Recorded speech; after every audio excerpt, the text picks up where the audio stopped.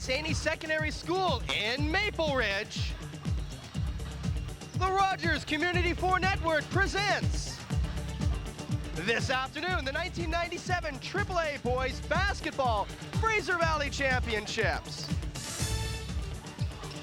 The Terry Fox Ravens take on the Maple Ridge Ramblers. Ravens, Ramblers, Rogers, stay tuned.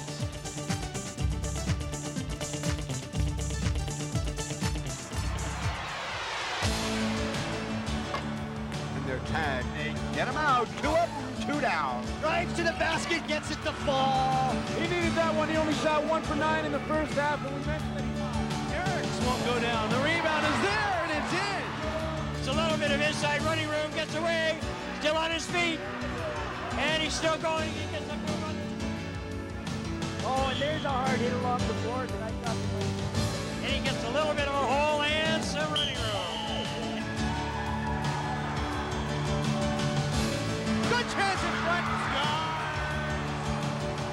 Yeah, just bedlam at the Edgar Dome.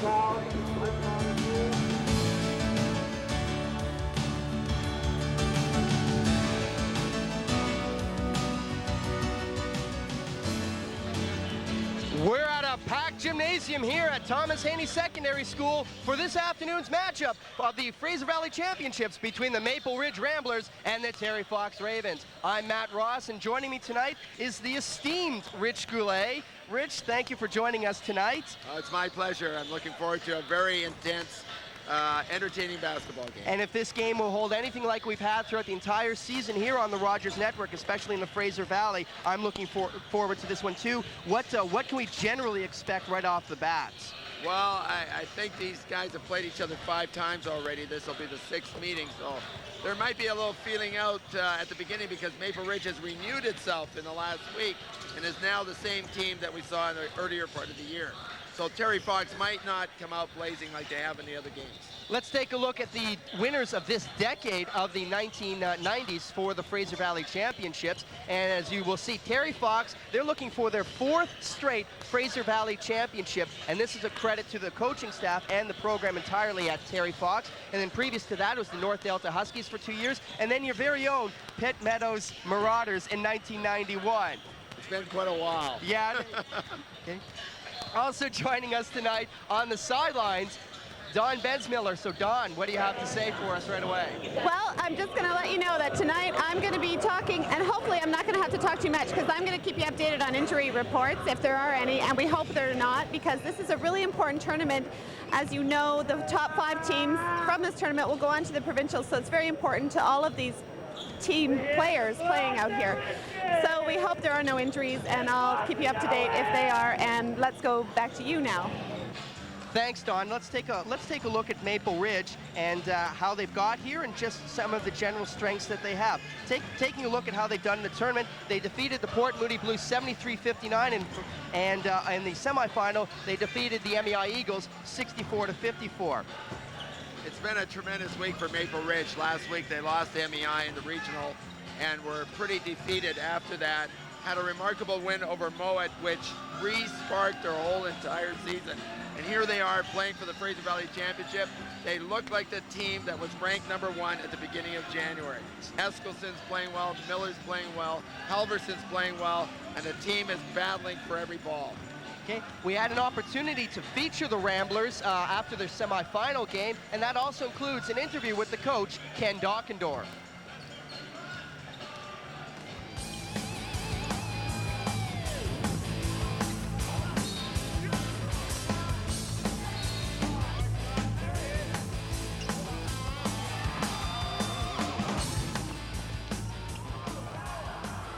Maple Ridge last won the Frasers in 1989, but tonight offers the Ramblers their best chance since then to capture the title. The Ramblers were one of only 3 teams to beat Terry Fox this season. A physical team who's not afraid to utilize its size, Maple Ridge should have the advantage tonight while under the boards. With a record of 30-10, Maple Ridge has consistently been in the top 5 throughout the province this year. Coach Ken Dockendorf had these comments about tonight's matchup with the Ravens after the team's semifinal victory. Terry Fox runs a full court press. What do you have planned for tonight's final to break that press? Well, we've played them 5 times now this year, and we've had reasonable success handling their pressure. So we will probably continue to do the things we've done in the past. And what would that be? Well, they're sort of technical things. We run different kinds of press breaks against the different kinds of presses that they run. They run a zone-type press. We'll try to break it with a zone attack. They run a man press, which they do mainly. We'll try to break it with a man press or break. As one of only 3 schools to have beaten the Ravens this season, what has to go right for you this evening? We have to play at our very best and execute everything that we can do to the best of our ability, because they're just an outstanding team. And hopefully we can be worthy of playing them in the final, but it will take a complete, total effort on our part.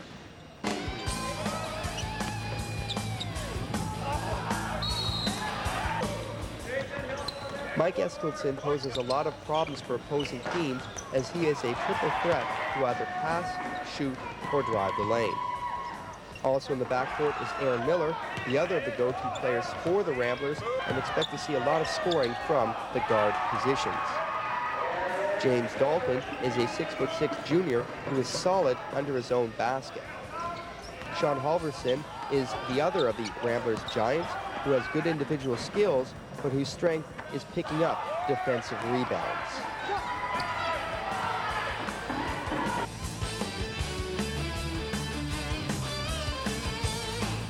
And now, having taken a look at the Ramblers, let's briefly talk about the Terry Fox Ravens, who again, like the Ramblers, are also in the top 5 in this province. Well, the Terry Fox Ravens, it's very difficult to find a weakness in their lineup. They're probably the most solid team in the province from guard to center. They've got the 2 ingredients that I've always been told you need to have a championship team: an outstanding guard and an outstanding center. And they've got everything else in between. Let's take a look and see how the Ravens enter tonight's final. And there you can see that they defeated the Centennial Centaurs 75-60, and then handily defeated the Abbotsford Christian Knights 90-62. So perhaps, unlike the Ravens, they've had a little bit of an easier time getting to tonight's final. And sometimes that's not always the best thing to have. Okay. And like the Ramblers, we also had an opportunity to profile the Ravens and their head coach, Rich Chambers.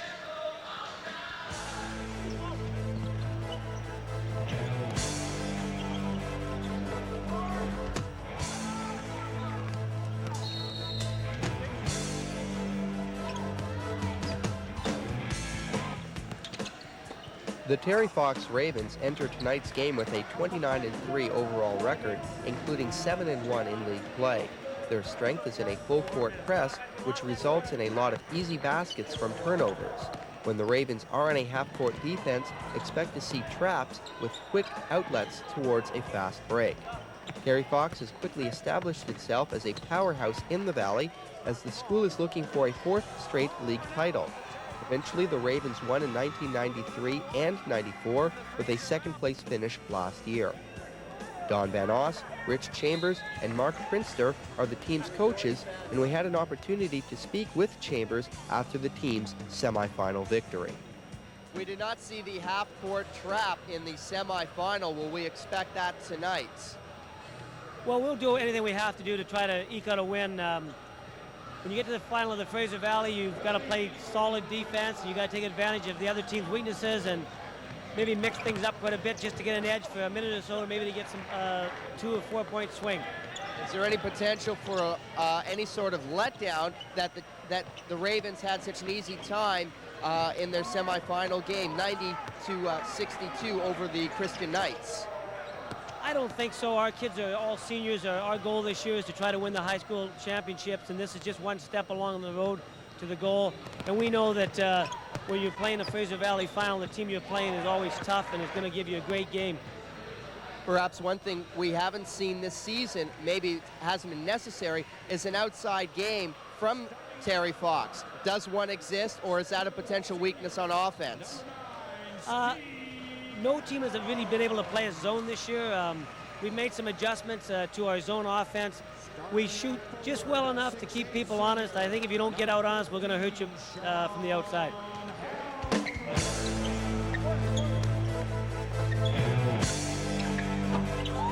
Jeff Antwi will lead the offense from the point guard position, as well as being the player to receive outlet passes for the fast break.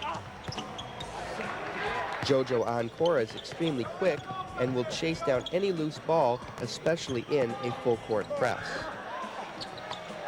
Danny Elliott will initiate the Ravens' full court press as being the player to pester the opposing guards.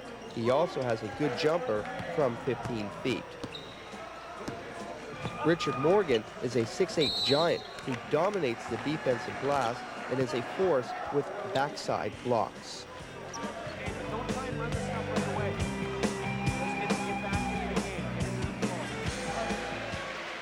Now that we've looked at the two teams in profile, we're going to see the starting lineups for the Terry Fox Ravens. Number 32, Jamie Schultz.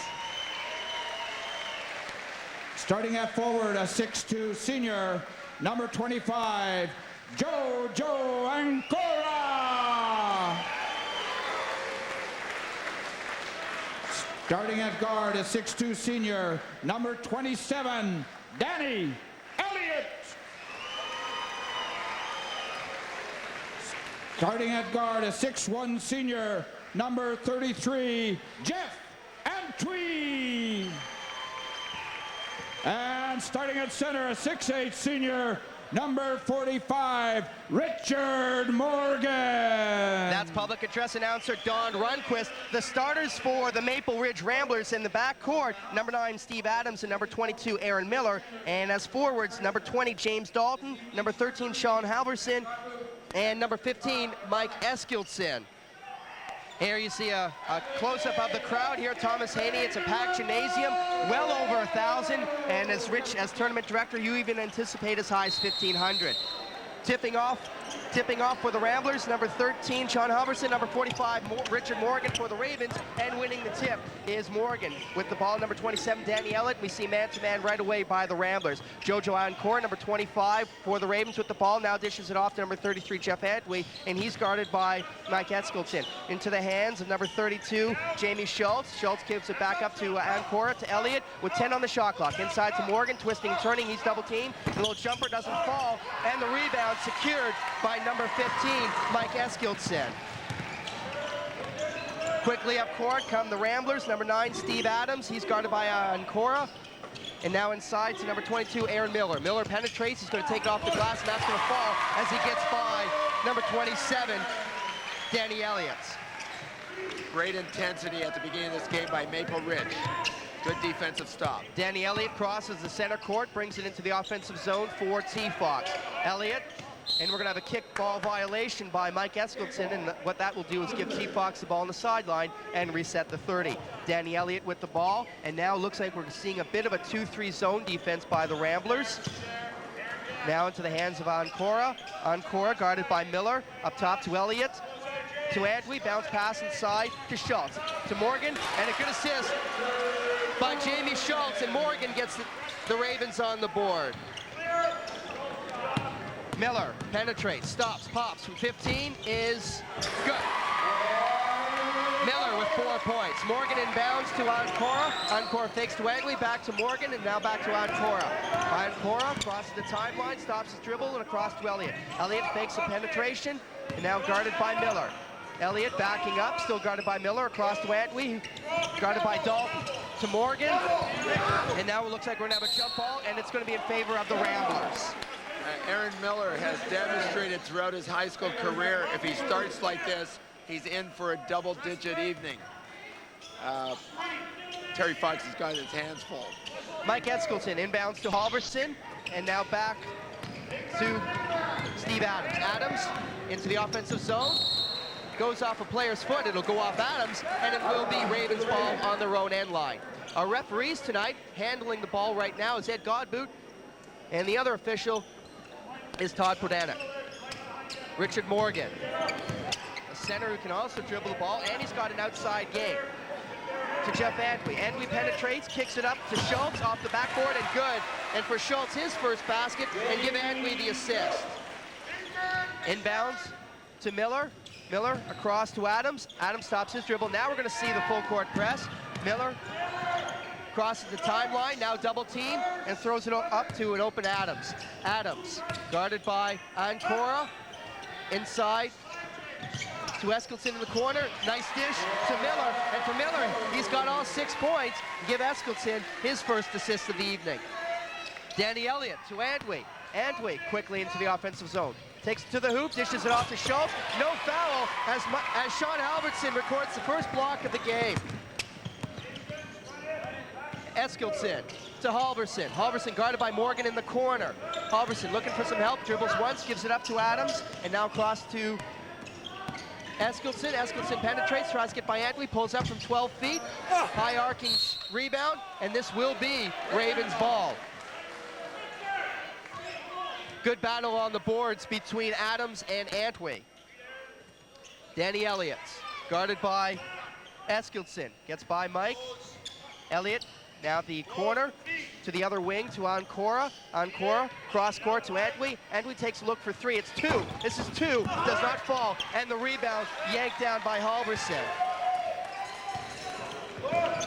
And just for a slight change of pace, they actually take a breath as they change courts. Mike Eskilson, guarded by Antwi. Man-to-man defense by T. Fox. Haven't quite seen the full court press or the trap yet by the Ravens. And now we see a turnover, the first one of tonight's game. Second according to Rich. Danny Elliott, guarded by Aaron Miller. To the other wing to Jeff Antwi. Inside to Morgan. Morgan kicks it back out down court. The free throw line, dribbles once, puts up a shot, gets a shooter's roll. Give Morgan the assist, and Ancora with the buckets. Big man. To Eskilson. Eskilson penetrates. He's fouled before he goes up to shoot, and it will be Ridge ball. This is the first foul of the game coming 4 minutes into the game.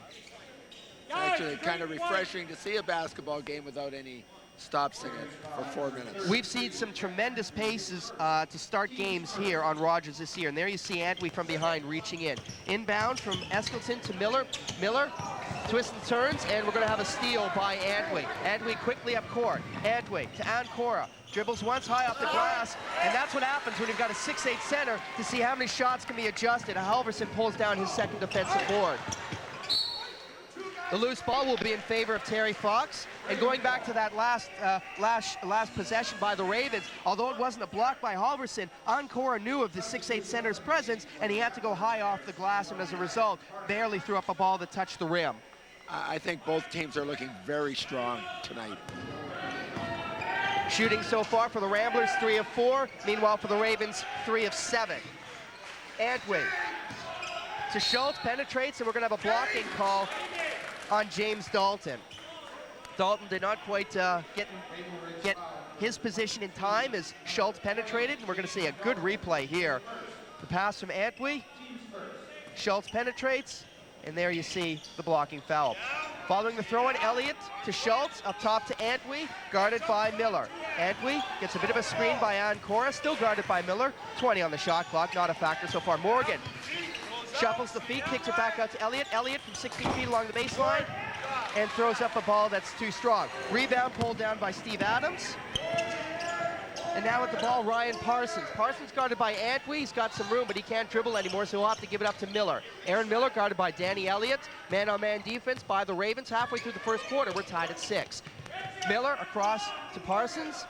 Now to Adams. Adams inside to Parsons. Good rotation. Good defense by Antwi, shutting down the back door. And a 14-footer thrown up by Halverson is good. Good defense, though, by Antwi to deny the backdoor to Parsons on the rotation on offense. Antwi across to Elliott. Elliott inside to Morgan at the elbow, kicks it back out to Antwi. Antwi penetrates to Morgan, and Morgan from 15 feet is strong. And the first offensive rebound, actually the first board of the game period for the Ravens, by Danny Schultz. Jamie Schultz. You can hear in the background, that's Ken Dockendorf, the coach of Maple Ridge, instructing defensive chores to his team, and you can hear the praise following with the Ramblers' good defensive stand.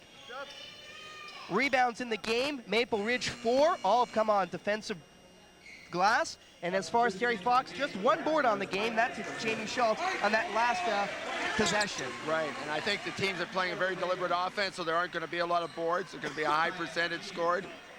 And there we're going to see the last basket by Sean Halverson.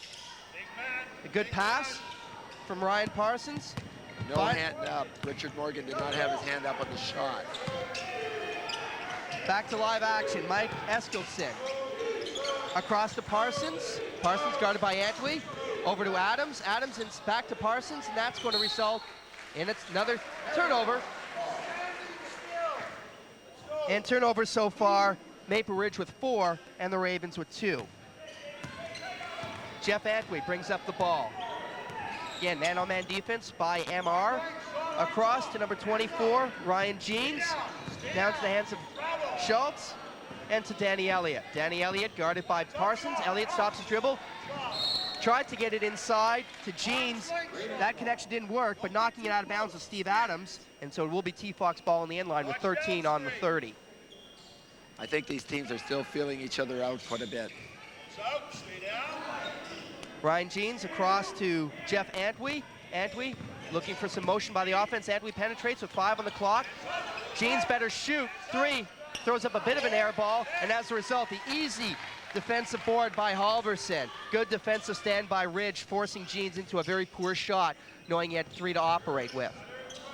Halverson, guarded by Morgan. Morgan with his hands up, forces the kick out to Adams, and now the steal by Elliott. Elliott, 2-on-2. Elliott will take it strong himself, and a good block by Steve Adams. However, Adams did commit the foul, so don't count the shot, don't count the block, but it looked pretty nonetheless.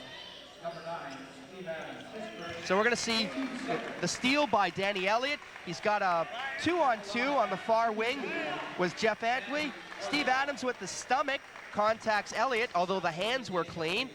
And a good call by the official, and going to the line for a first opportunity at the free throw tonight, Danny Elliott.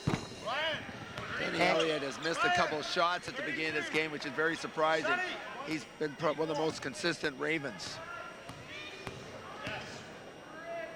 And courtesy of our net cam, we see that Elliott makes the back end. 8-7, 7 minutes into tonight's final. The inbound to Aaron Miller, guarded by Elliott. Watch for Danny Elliott to lead to be the lone man back for the Ravens on a full court press. Bit of a bump by Elliott against Adams. Rebound, pulled down by Parsons, and with the putback, Ryan gets his first bucket of the game. Danny Elliott over to Jeff Antwi. Antwi across to Schultz, back to Morgan and to Elliott, and around the perimeter to Ryan Jeans. To Morgan. Morgan jammed by Ryan Parsons. And we're going to have a, did he call jump ball? Yes, he did. Okay. So credit Ryan Parsons with the block. Let's take a look here from the back side. There's number 21, and there we see the 2 players tied up, Morgan and Halverson, although not quite in that speed.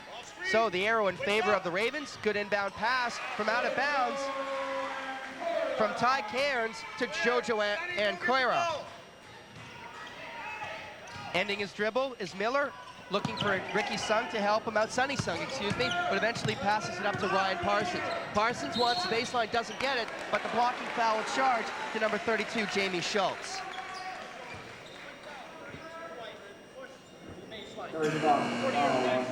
Subbing in for the Ravens, number 40, Jason Calambas, and leaving the court after starting the game, Jamie Schultz, and seeing 8 minutes of playing time. Inbounding is Mike Eskildsen.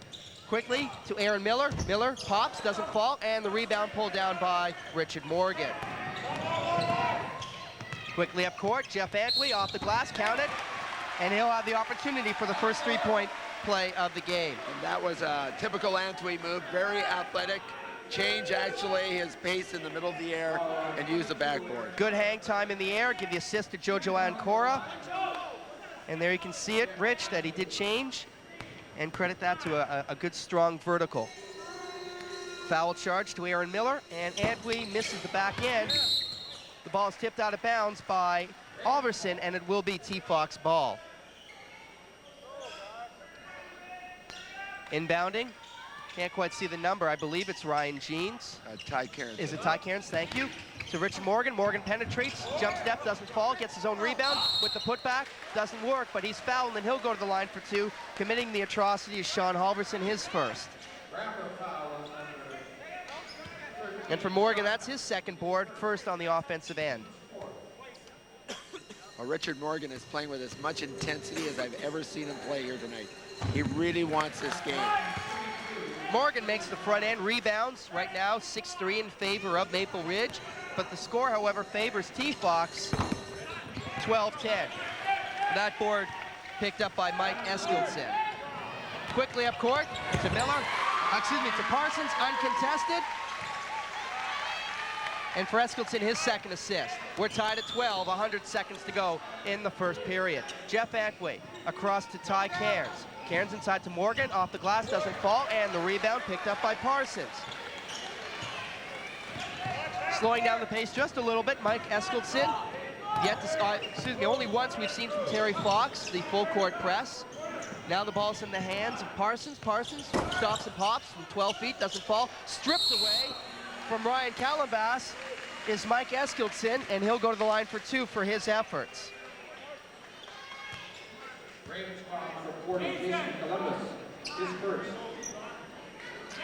That steal by Eskildsen is the kind of grit that Maple Ridge has shown here this week. Getting in, it looked like it's just an ordinary play where Terry Fox would go down the floor.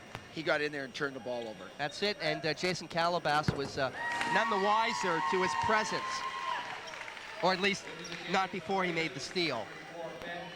So Eskildsen with his first point of the evening, coming in for the Ravens, number 34, Ben Marshall, and leaving the court is Richard Morgan, and expected if Morgan leaves the court that his replacement at 6'6", Ben Marshall, will see playing time. Eskildsen makes both ends, and Marshall will inbound the ball to Ancora. Ancora feints off a defender, quickly attempt to Antwi, but the steal recorded by Steve Adams. And Adams himself will bring it up the court with a minute to go. Across to Sonny Sung. Sung, guarded by Antwi, now gives it up to Eskildsen. Eskildsen penetrates, releases, doesn't fall, and the rebound by Ancora. Jeff Antwi penetrates, he's going to be fouled by Sonny Sung. Was it in the act of shooting, or are they going to give him a throw-in on the end line? There was a hole there, and he got there first. Okay. 1, 2, well, it almost looked like he was in the act of shooting, having taken his 2 steps, but the officials, well, I guess disagree with me in this case, and they'll award the ball on the end line. Stealing the ball is Eskildsen going coast to coast. That doesn't fall, and the rebound by Calabas. Dockendorf wanted a foul on that play. Antwi shakes off Sung with the left hand. His layup doesn't fall, and up court should be an easy layup by Eskildsen. Count it, and the foul from behind by Ancora. So Aaron Miller with the defensive board and the assist, getting Eskildsen in the clear, and Eskildsen with the opportunity for the three-point play. I suppose JoJo could have played for the block, and I guess with his speed and his vertical, he at least forced Eskildsen to make a right-handed layup as opposed to staying on the left side. Well, I'm not quite sure that was a foul. Looking at the way the defensive player moved to shade off the offensive player, giving himself more room. But the officials obviously saw it differently. Pulling down the offensive board is Steve Adams, and with the board comes the bucket and a 6-point lead. Should be last possession for T-Fox. Jeff Antwi guarded by Sonny Sung. Antwi trying to shake off Sung, gives it up to Ancora. To Calabas, inside to Morgan. Morgan with his height. He's fouled, and it will be T-Fox ball on the end line. Committing the foul, number 15, Mike Eskildsen, his first of the game, team 6th of the half. 7.5 seconds to go. Inbounding is Danny Elliott. To Antwi. Antwi penetrates. Antwi throws up a brick from 15 feet. The rebound pulled down by Adams, and that's the end of quarter number 1. And an entertaining one at that. The Ramblers 18 and the Ravens 12. Well, the key point in that quarter was when the both centers subbed out, Halverson and Morgan. The Ramblers prospered without Halverson, and the Fox people had to put Morgan in as soon as possible. The keys that I selected before the game for Maple Ridge tonight was defensive intensity. We've certainly seen that here. Miller time came out and shot the first 3 baskets for Maple Ridge. The Eskildsen factors we just seen here late in the first quarter. Eskildsen has brought the Maple Ridge team back into this game, take the lead. And the Halverson-Morgan matchup, I think, is very key right here as we see it. both centers being removed from the game, and Maple Ridge prospering without Halverson, Richard Morgan having to go in and try and save the day for Terry Fox. Let's take a look at the Ravens' keys to victory. To win this game, Terry Fox has to keep the spread. That means that everybody's got to score. And so far in this first quarter, not everybody is scoring as they normally do. Richard Morgan has to keep Maple Ridge off the boards. And as we progressively see here, Maple Ridge is getting more and more offensive boards. Terry Fox has had the best defense in the province for the last 2 months. They've got to keep that up. And Danny Elliott and Jeff Antwi have got to be able to play like they have all year. And so far, I see the keys working for Maple Ridge. Let's take a listen in, or let's go to Don Bensmiller right now. Who's got a end of first quarter comment. Don. I'm with the assistant coach of the MEI Eagles, Al Neufeld. Al, how did the game go for you today? Well, our kids were ready to play, and we thought at the third quarter that they might bury their heads a little bit when Port Moody took a bit of a run at us, but they came back and battled back and pulled it out. Were you surprised with Port Moody? They came on sort of at the end of the league there. They shoot so well. I mean, every game that we've seen them play this tournament, I mean, it's their outside shooting that just destroys teams. And we were worried about that part of it because shooting threes the way they do, they can come back in a hurry, even if they're down 15 or 20 points.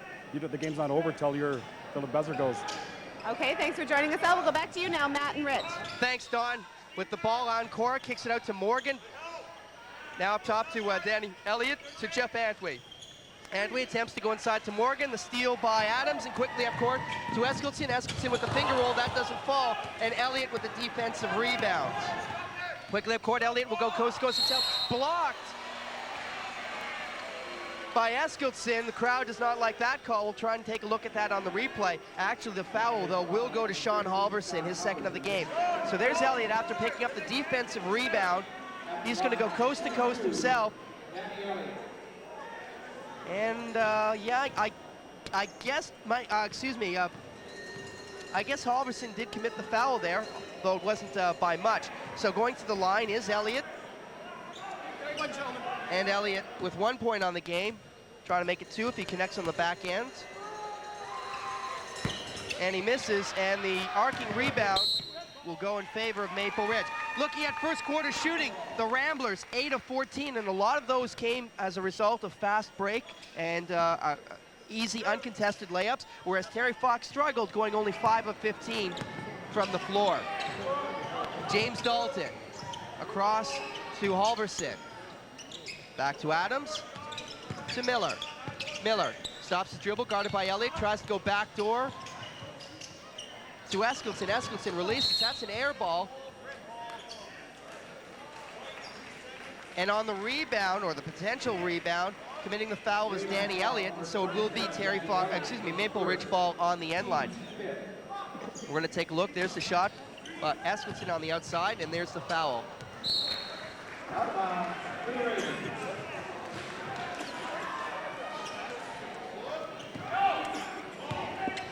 Jeff Antwi brings it up for the Ravens. Guarded by Miller, across to Elliott. Elliott back to Antwi on the opposite wing. Aaron Miller steps up, man-to-man defense by the Ramblers. Schultz inside, good defense by James Dalton, and that results in the turnover. Quickly up court come the Ramblers. Sean Halverson tries to penetrate, shut down by Morgan. Halverson kicks it back out to Adams. Adams trying to shake on Cora. He gets a screen. Adams releases from 15 feet. And the bucket for Adams. And we're going to have a timeout by Terry Fox. We're going to take a look at the replay, and I believe Halverson set the screen that allowed Adams to penetrate past Cora and get an open look from 15 feet. Well, we see the screen actually by James Dalton, nonetheless a good one at that, and that freed up some space and gave Adams the chance to take a look.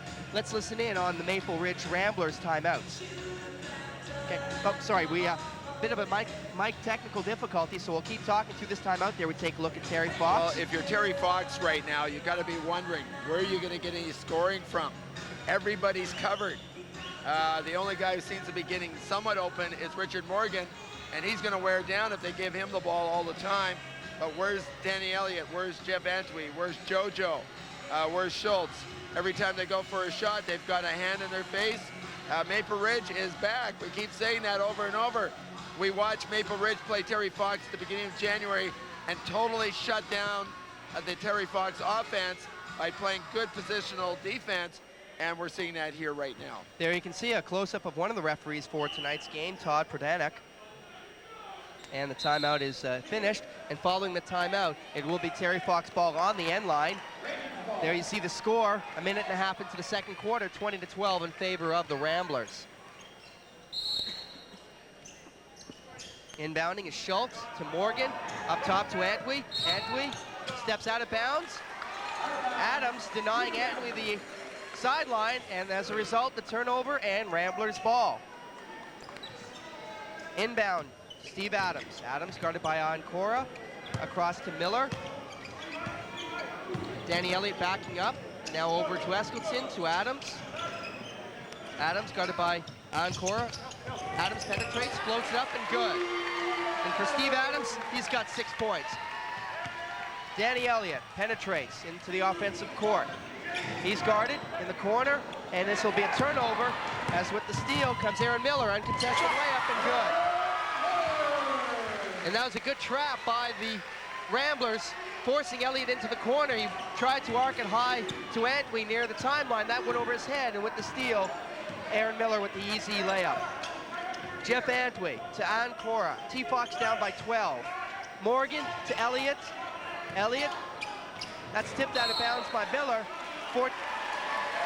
And actually, this will be Maple Ridge ball, and that must have been tipped a second time by Terry Fox near the sideline. Rich? Well, it wasn't, but it's Maple Ridge ball anyway. Didn't look like it from our angle here. Sean Halverson across to Mike Eskilsson. Eskilsson guarded by Antwi, gets a screen by Dalton, stops the dribble, bounce pass up top to Miller. Miller gets a screen by Dalton, dishes it up to Adams, and off the backboard is good. Good penetration and good ball rotation by the Ramblers on that play. And with the steal, and a steal back by Morgan. Antwi inside to Morgan, filling the lane, off the glass. Does it fall? No, it doesn't. This could be a costly foul. If that's Sean Halverson, that's his third of the game, and we've got 7 minutes to go in the second quarter. There you see the pass from Antwi to Morgan.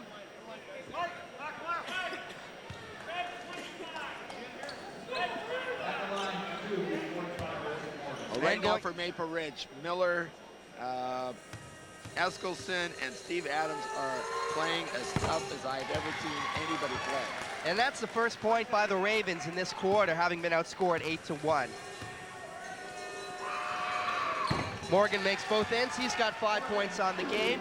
Inbounding is Eskilsson to Sonny Sung. And Sean Halverson did step off the floor with 3 fouls. Sung to Eskilsson. Across to Dalton. Dalton ends his dribble, double teamed in the corner, kicks it back to Eskilsson. Eskilsson guarded by Jeans. Eskilsson kicks it up top to Miller for 3. Good.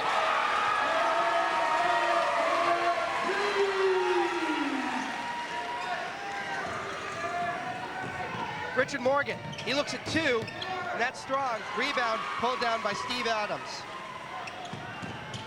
Quickly up court, Eskilsson, and he'll go to the line for 2. Boy, I tell you, the pressure that Maple Ridge is exerting on Terry Fox here is awesome. Terry Fox has got a very suspect lineup out there right now, and I think they know it. They're trying to get some heads back into this game by subbing him in and out. So going to the line is Mike Eskilsson with 4 points.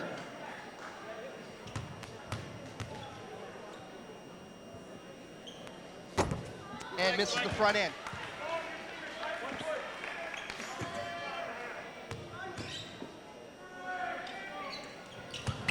Makes the back end though, and for Eskilsson, he's got 5 points. From Jeans to Jazz Mander, Danny Elliott. Danny Elliott steps out of bounds, another good double team, this time by Adams and Sung, forcing the turnover.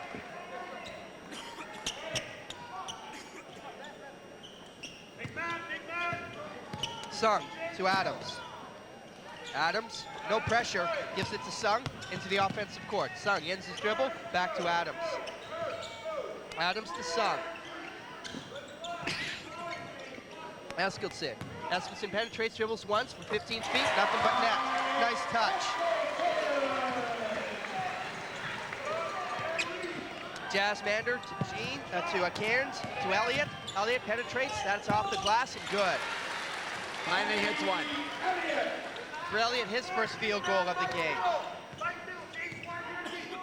Halfway through the second quarter, Ramblers doubling up the Ravens 32-16. Penetrating off the glass, that doesn't fall. Rebound by Morgan.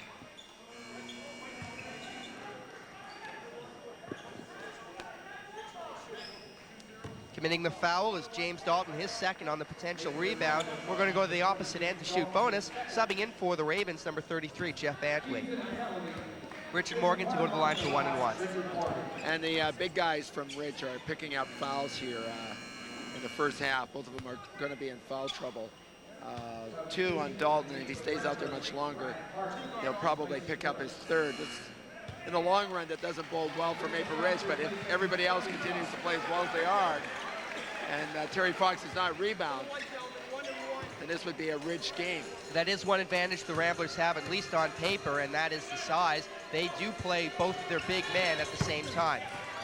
Actually going to the line, I said Richard Morgan, in fact, is Ty Cairns, and he records his first point of the game.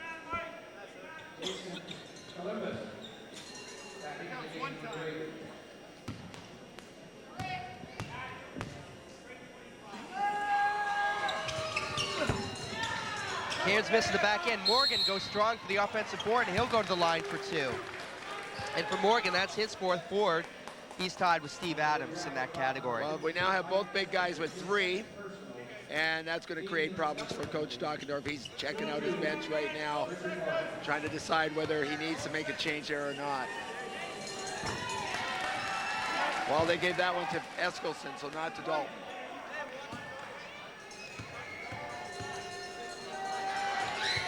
And Morgan makes both ends. He now has 7 points, and that cuts the lead down for the Ramblers to 13. Bringing up the ball is Ricky Sung, his first touch of the ball this evening. Back to Ricky Sung from Steve Adams. Sung penetrates, jump stop, kicks it back to Adams, he travels. So inbounding will be Jason Calabas. Not much of a pressure by Maple Ridge. That's right, the tempo is changing here. Danny Elliott stops his dribble across to Antwi, to Cairns, to Morgan up top the key, to Elliott. Elliott directing traffic, 15 on the shot clock. Morgan dribbles once, and we have a 3-second call.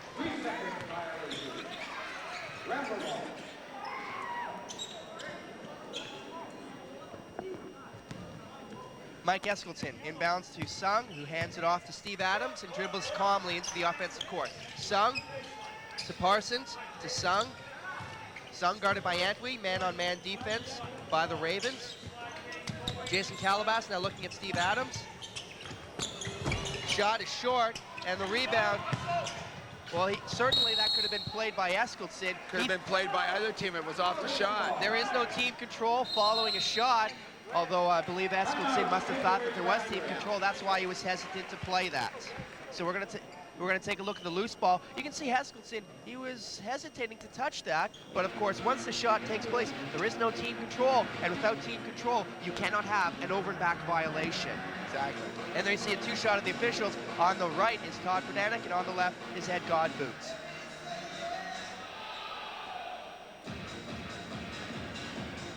Well, I have noticed, Matt, that in the last minute, the tempo has changed, probably to the benefit of Terry Fox. I think Maple Ridge has experienced some foul trouble now. They're not as deep on the bench as Fox, so if they get a lot of foul trouble, their lineup changes quite considerably. Looking at fouls, you mentioned that, Rich. Sean Halverson, number 13 for the Ramblers with 3. Mike Eskelson with 2, as well as James Dalton. Meanwhile, there is no Ravens player that has more than 1 foul. That's right. And if we go late into the game, that could be an advantage for Terry Fox. There you see a shot of the crowd. Dawn Bensmiller is somewhere in the gymnasium here, and she might be hard to find, but Dawn, where are you? I am right here by the Terry Fox Ravens bench, Matt, and as you can probably guess, that timeout talked a lot about how Terry Fox needs to get a lot more pressure on the shooters for Maple Ridge. And one by one, Rich Chambers has been pulling the players off, showing them the plays again, and seeming to calm them down a little bit. So, and you've noticed the change in pace in the last minute. So, lots of tension over here near the Terry Fox bench. So, back to you now. And as soon as you say that, of course, Don, that Rich Morgan misses the shot, pulls down the rebound, and the coaches were claiming that there should have been a foul on one of the Ramblers players after Morgan had the ball stripped away from him, what looked like illegally. Back to the action. Eskildsen is fouled as he attempts to penetrate, and he'll go to the line for 1-1. Committing the foul, number 27, Danny Elliott, his second, and now Todd Prodanek is going to try to appease the coaching staff as he tries to look actually as if he cares, which he probably really doesn't, although you've got to at least give that appearance. Nonetheless, it's under the category of a warning. Yes. Although even if the coaches do stand up and say anything, in this packed gymnasium, it'll be awfully hard to hear. Missing on the front end of the bonus was Eskildsen, and with the rebound was Jason Calabas.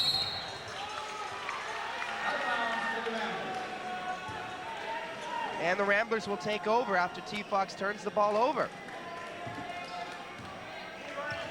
Well, the uncharacteristic part is that Jeff Antwi has had 5 turnovers in this half. I don't think you want your number 1 guard turning the ball over that many times. Attempting to receive the pass was James Dalton from Ryan Parsons, and he's fouled, and that will send Dalton to the line. Calabas commits his second foul, and coming in is number 42, Ahmed Adams for the Ravens.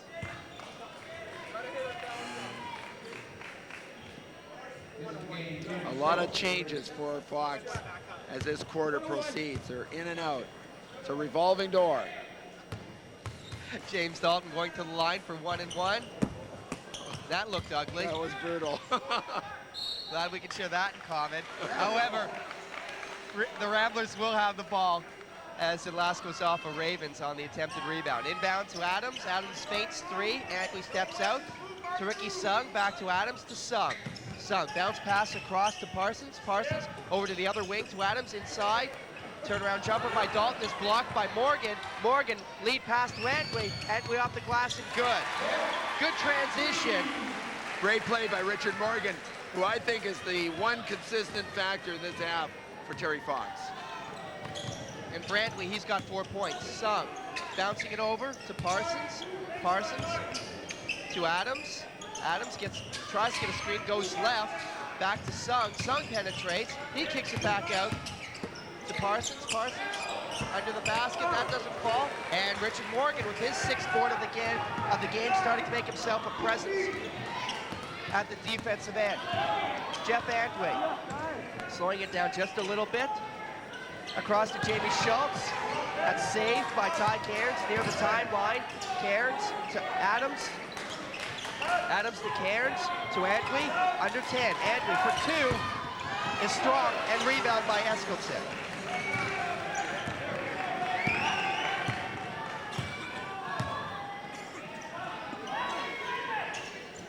Ricky Sung. Atop to Adams, back to Sung. Sung. Across to Parsons. Parsons is guarded by Adams, back to Sung. This time it's under 10 for the Ramblers, perhaps the first time all game. Sung with 3 to Adams, better shoot. He does before the horn, rims in and out, rebound by Morgan.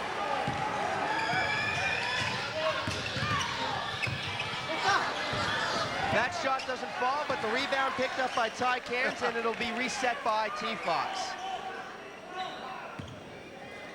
Antwi across to Adams. Man-on-man defense for Maple Ridge. Atop to Ty Cairns. Cairns guarded by Sung. Across to Antwi. Antwi feints, bounces once, back to Cairns for 3. Looks good.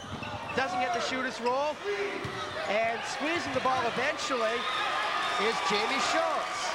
And that cannot please Ken Dockendorf, knowing that there were 2 Ramblers who had an opportunity to pick up the defensive glass. Ty Cairns across to Antwi. Antwi. And that will be a turnover, but good hustle. Fox is doing a lot of things, but they can't score. There we're going to see the last play by, there's Ty Cairns coming in out of nowhere. and he knocks it out of bounds in front of Ricky Sung. So with a minute to go, it's 32-21 in favor of the Ramblers. Inside to Eskildsen. Eskildsen puts his shoulder down, goes left, kicks it back out to Adams.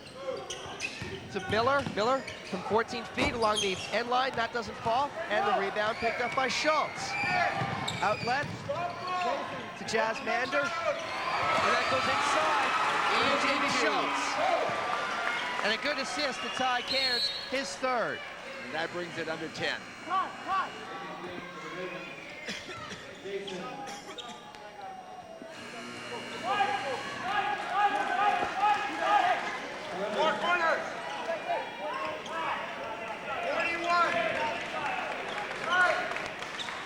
So following that delay, being allowed to run the end line is Mike Eskildsen, and he'll hand it off to Sonny Sung. Should be the last possession for the Ramblers. There is a 3-second difference between the game clock and the 30-second clock. And you can see the Ramblers running down time.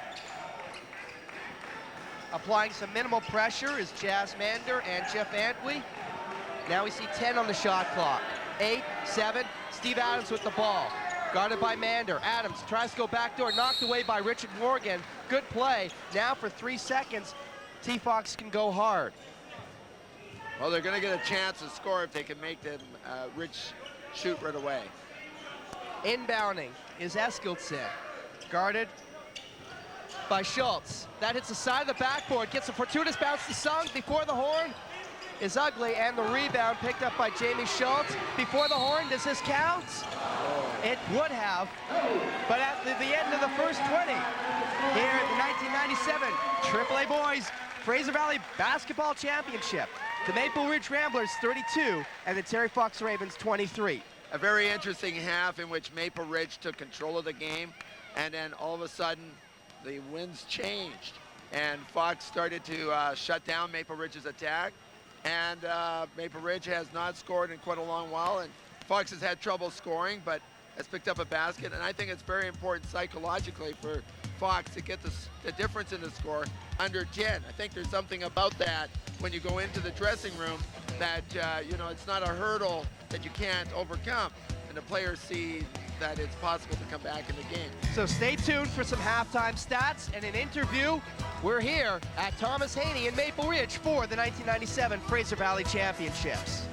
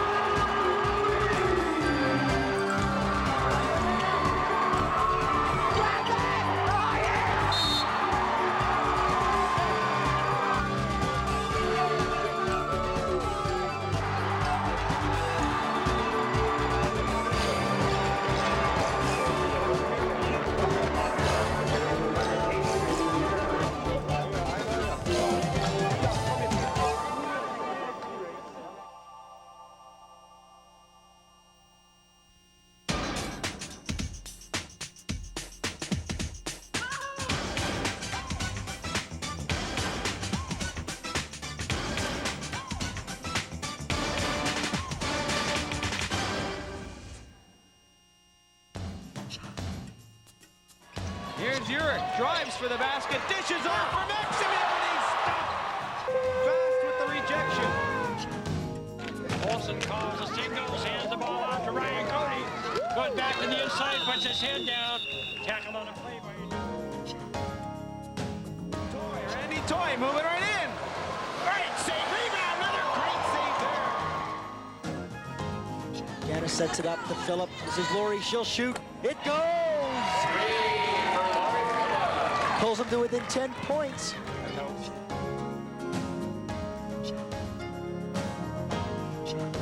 Bobrovsky to bat. He tags it right over. His second base takes a funny bounce. Takes it away. Here's Cody. And he gets it to go. And he'll go play by baby.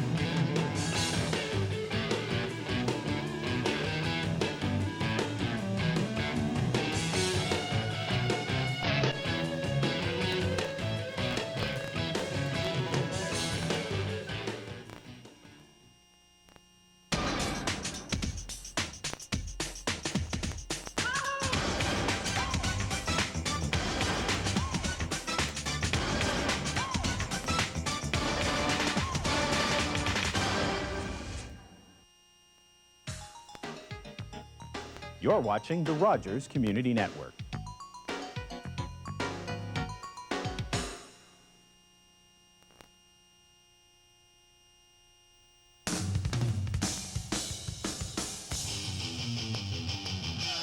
Welcome back to Thomas Haney, where we're just about ready to start the second half of tonight's final of the 1997 Boys AAA Basketball Championships of the Fraser Valley. I'm Matt Ross, and joining me on color tonight is Rich Goulet. Rich, we got a 9-point game, but at one point it was as high as 16 in favor of Maple Ridge. What has changed the tide? Well, first of all, Terry Fox went into his zone defense, slowed the pace down, cooled off a very hot and intense Maple Ridge team. Fouls for Maple Ridge made a difference as three of their best starters had to think about what they were doing. Let's take a look at the stats. As far as the shooting goes, both teams reasonably cold. Terry Fox just hitting 30%, actually 33%, and Maple Ridge just hitting under 40%. 3 points, not a factor. Free throws, a little bit in favor of Terry Fox, though both coaches can't be pleased with 50% shooting.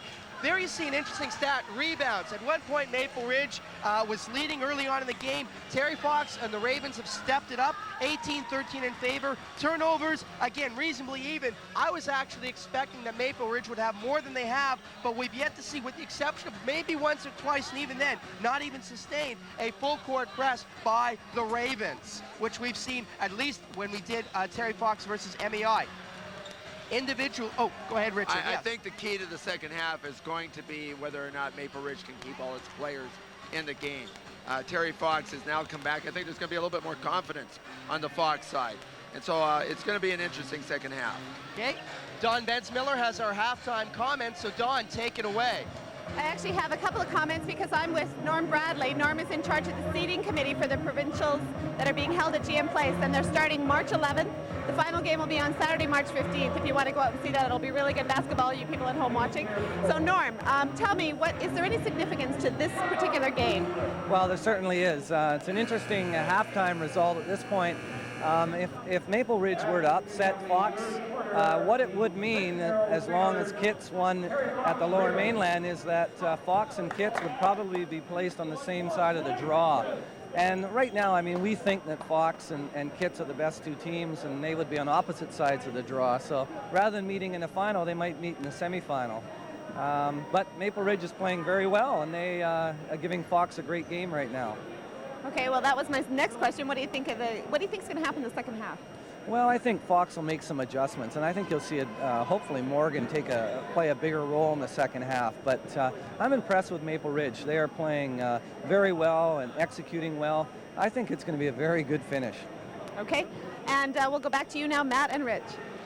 Thank you, Don. And it almost appears that there's a bit of a pro-Terry Fox favor there. Well, Rich, what do you No, I've known Norm for a long time. I don't think so. But I think people who end up being on seating committees have a mindset, and that they're always shocked when their mindset has been tumbled a bit. But don't think there isn't a lot riding on this game. For there to be a repeat of last year's provincial finals, Terry Fox must win this game and be on the other side of the draw from Kitsilano. Starting the second half, the Ravens with the ball penetrating along the baseline is number 27, Danny Elliott, and we see an immediate foul by the Ramblers.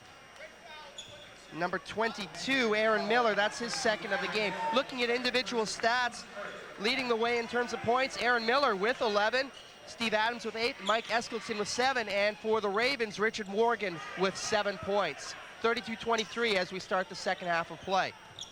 Jeff Antwi with the ball atop the key. He's guarded by Eskildsen. Over to Ancora, guarded by Adams. Ancora stops his dribble, gives it back up to Antwi. To Richard Morgan. This is for 2. This is 2, and count 2. His toe just touched the line.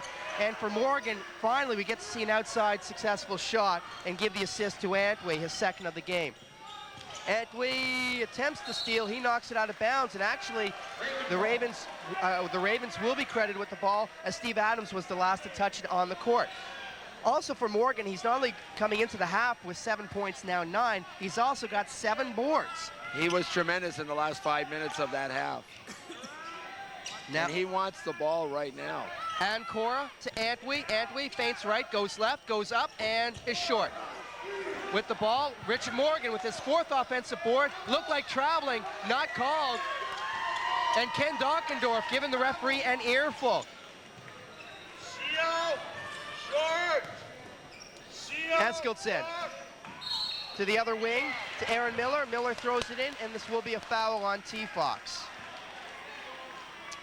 Richard Morgan picking up that foul.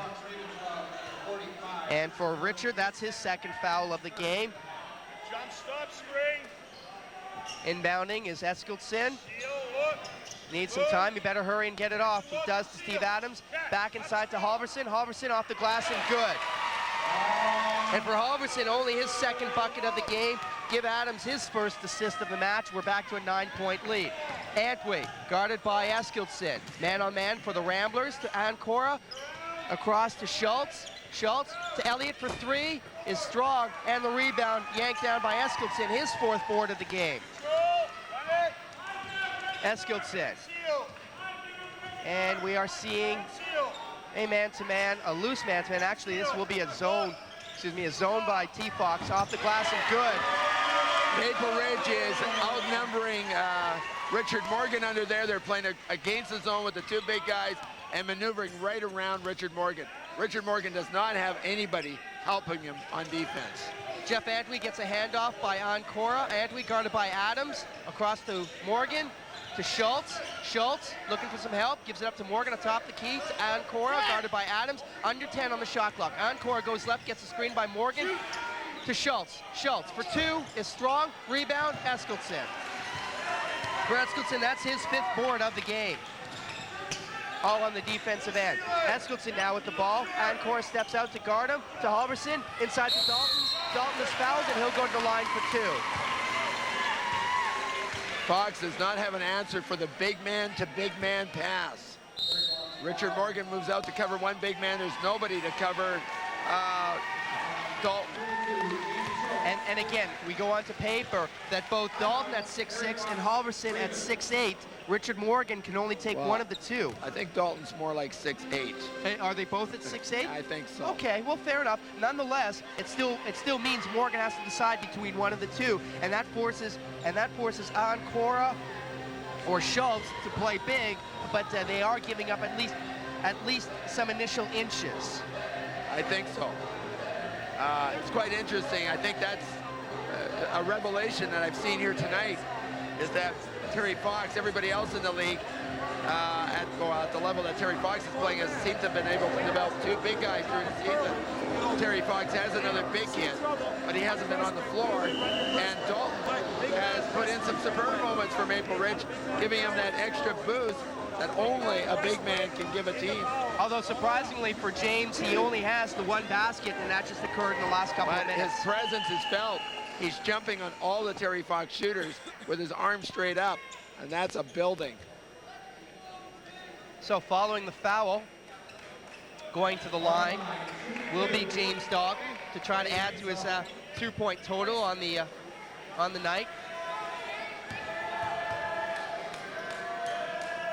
And Dalton misses on the front end.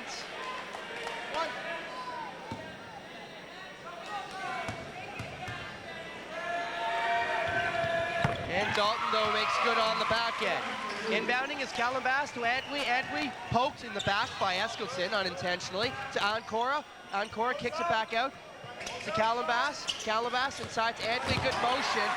And Antwi with the buckets. Give Calabash his first assist of the game. Aaron Miller brings it up under the defensive presence of Elliott. Miller still dribbling. Now goes left. Stops his dribble to Adams. Adams tightly guarded by Ancora. Adams goes right, splits the defense, and is fouled. So JoJo now with his second foul of the game. That was an emphatic foul. He was definitely not going to get that shot off. So there we see Adams splitting the defense between Ancora and Elliott, and that shot was never going to see the backboard. Adams to go to the line. He's got 8 points on the game, all from the floor. And there's his first from the line.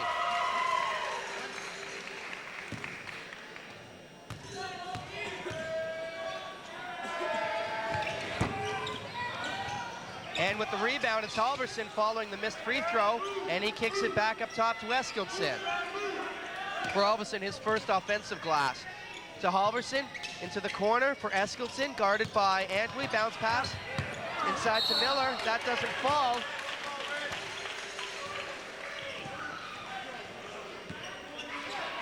And committing the foul was Jason Calabash, and I believe that's his third, it is. And that'll send the Ramblers to the end line with the ball. It's the 14th foul already for T-Fox in the second half. Aaron Miller, guarded by Elliott. Miller can't get the baseline from Elliott. Now he tries it again, shut down a second time. Elliott knocks it out of bounds. Good defensive stand by Elliott to deny the end line. Elliott is very tough in his defensive stance. I've noticed that over the tournament as well. Ball's kicked out to Miller. Inside now to Halverson, off the glass and good. And Halverson now with 6 points, and that increases the lead 40-27, 4 minutes into the second half. Elliott to Morgan outside. Morgan dribbles once, picks up the ball, pushes off his defender, no charge call there. Calabash to Elliott for three, good. Calabash now with 2 assists, and for Elliott, that's his first three-pointer of the game. They'll need Elliott to really get hot if they're going to get back in this game. Aaron Miller, under the guise of Elliott, gets into the offensive court. Man-on-man defense by T-Fox, stops his dribble to Halverson. Outside the arc, bounce pass inside to Adams, nice touch. As Adams rotates, now has 11 points and give Halverson his first assist. Antwi inbounds and gets the ball back from Elliott. Antwi with no pressure, gets it in to the offensive zone. Antwi, Ridge going with man-on-man. Elliott, guarded by Miller. To the other wing to Antwi. Antwi goes baseline, dishes it off to Morgan. Looks like he traveled first. Count the hoop. We're going to try and take a look at the replay. It did look like he shuffled his feet, however. Let's take a look. Let's take a look at the feet. 1 foot moves. No, I'm wrong. Okay. That's why I'm calling the game, and, well, not calling the game. They haven't really put up who got the foul. I guess they're giving it to Dalton. Yeah, for James, it that's looked like Halverson there for a minute. So for James Dalton, that's his third foul. As you mentioned, Rich Halverson with 3, Eskilsson with 2. Meanwhile, Richard Morgan with 2 for the Ravens.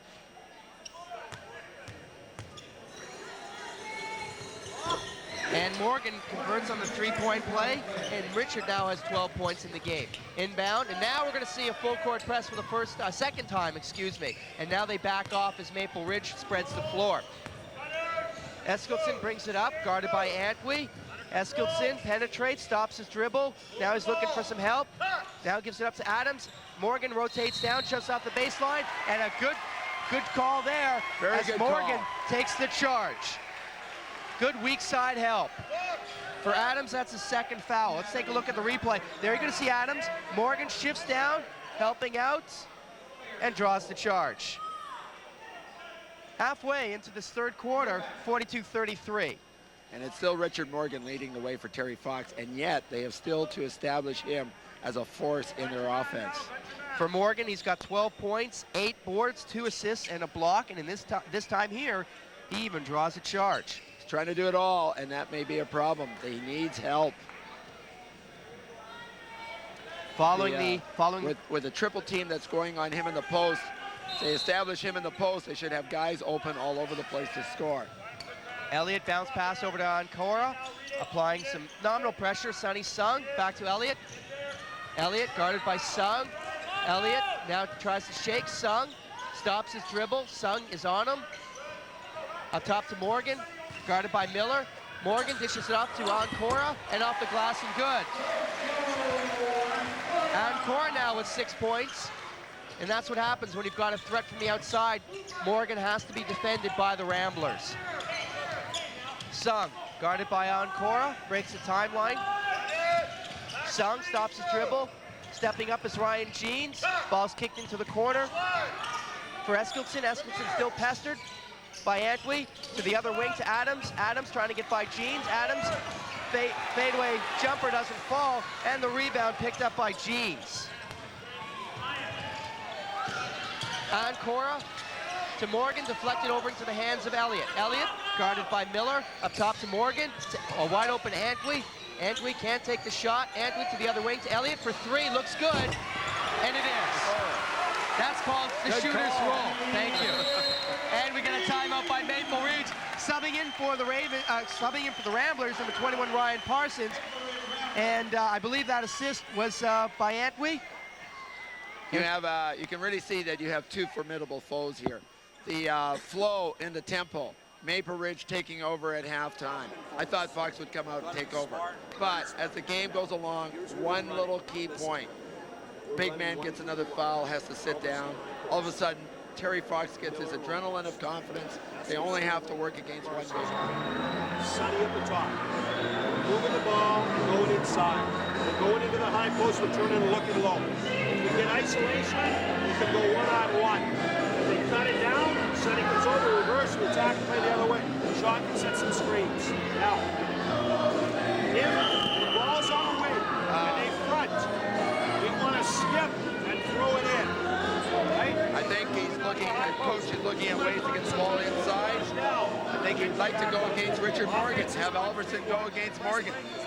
Talking about skipping the ball over, throwing it inside, trying to create openings for the big guy off the passing game. Where only a couple minutes ago, the lead for the Ramblers was 13. Now it's squandered down to 4, and that's at least in part courtesy of Danny Elliott hitting from 2 outside the arc. You gotta love it. We're in for a great game. Hey, I've yet to be disappointed in any high school game we've called this year on Rogers. Every game we've had have been 15 points or less heading into and halfway through the fourth quarter. We look like we're in for another barn burner this afternoon. So following the timeout, bringing up the ball is Aaron Miller. Elliott applying some defensive pressure, man-to-man by the Ravens. Miller stops his dribble across to Parsons. Parsons to Sung. Sung guarded by Ancora. 10 on the shot clock. To Parsons. Parsons inside, and we're going to have a foul charge to Danny Elliott. Those guys were really battling inside there before that foul. Don Bensmiller, away you go. Well, I am over here near the Maple Ridge Ramblers bench now, and Ken Dockendorf is reminding the players that they're getting away from their game plan, and they need to stop trying to shoot from the outside and keep the game running, and stressing defense on the Ramblers. So getting a little concerned over here that Terry Fox being such a strong team that they can come back really quickly. So we'll go back to you now. Thanks, Don. Way to way to listen into that Ramblers timeout. And that foul was a blow to Terry Fox's fortunes here. Danny Elliott, who's just hit a 3 or 2 threes, has now picked up his 4th foul. And on the inbound pass, Eskildson across to Miller. Miller now with the basket and 13 points. And you're right there, Rich. Not only do they have to surrender the 2 points, but Elliott has to sit down, and he, perhaps more than any of the other Ravens, are able to get T-Fox back into the game, or at least quickly if they had to. Antwi, Ravens down by 6. Antwi penetrates, dribbles once, foul, count it. That's a good speed move. Wow. That's what he's capable of, and we're surprised. I'm surprised not to have seen more of that so far tonight. And now Halverson picks up his 4th foul, and we see 2 key players, 1 on each team, with 4 fouls. And did he just ever blow by the guard who was looking after him atop the key? 1 dribble, 2 steps off the glass, counted. And the coaches must just be going nuts. As soon as they think they've got an advantage, they lose it. Antwi misses the free throw, and with the rebound is James Dalton, actually only his first board of the game. Sung getting by Ancora, still dribbling. Now he gets by JoJo, kicks it up to Parsons. Ryan stops his dribble, back to Sung. Sung gets the screen, stops his dribble, back to Parsons. 8, 7, 6, Parsons penetrates. From behind the backboard is short, and the rebound picked up by Ryan Jeans. Ken Dockendorf, the coach of the Ramblers, not happy with that shot selection at all. Antwi pulling back. Allowing a set play here by Fox. Okay. Gets the screen by Morgan. Antwi penetrates, doesn't fall, gets his own rebound, and he'll go to the line for 2. That was a clear-out play by Fox to give Antwi back to the basket. They've noticed he's picked up his game, and they're going to let him go at it. Teams have been very strong shooting in the second half. Terry Fox, they're 7 of 11 from the floor, including 2 of 3 from behind the arc. And the Ramblers in this 3rd quarter, they're 5 of 8 from the floor. Antwi makes the front end. Coming into Steve Adams with the foul. Mike Eskildson, his 3rd.